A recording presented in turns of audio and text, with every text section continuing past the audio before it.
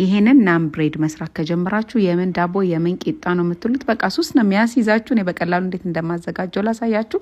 1 ኩባያ ከግማሽ የሚሆን ፍርኖ ዱቄት፣ ስኳርና ጨው ትንሽ አደርግበትና እሱን በደንብ ካዋሃድኩት በኋላ 2 ማንኪያ የሚሆን እርጎና 1 ማንኪያ እርሾ በለብ ባለ ውሃ ለ5 ደቂቃ ኩፍ እስኪል አቆይቼ እደባለቀዋለሁ።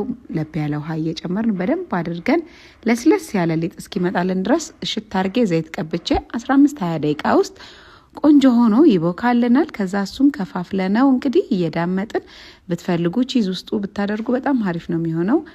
ቺዝ አድርገን እንደዚህ እንዘጋውና ዳመጥ አድርገነው በክቡ የሞቀ መጥበሻ ላይ እንግዲህ እያገላበጥን ለብ እናደርገዋለን።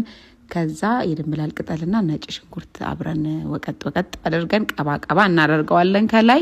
በጣም ቆንጆ ሽታ ነው የሚሰጠው። ነጭ ሽንኩርት የማትወዱም አለማድረግ ትችላላችሁ፣ ግን በጣም ነው የሚጣፍጠው በዚህ መልኩ።